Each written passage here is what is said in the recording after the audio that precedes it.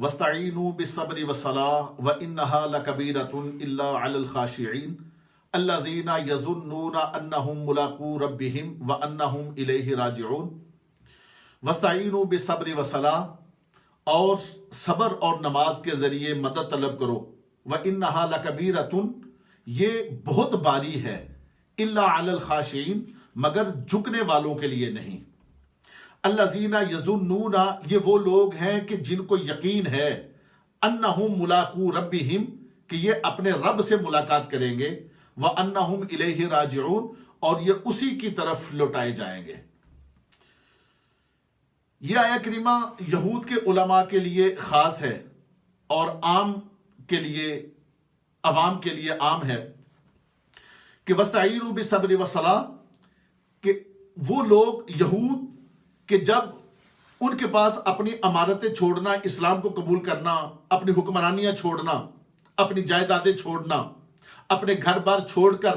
نبی محتشم صلی اللہ تعالی علیہ وآلہ وسلم کی ذات کریمہ پر ایمان لانا، یہ ان کے لیے گراں گزرتا تھا، مشکل تھا، ان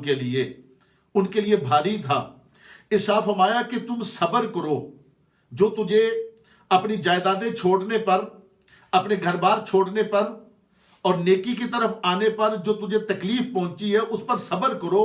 کیونکہ صبر کرنے پر اللہ تبارک و تعالیٰ کا وعدہ ہے کہ ان اللہ مع الصابرین، بے شک اللہ تبارک و تعالیٰ صبر کرنے والوں کے ساتھ ہے۔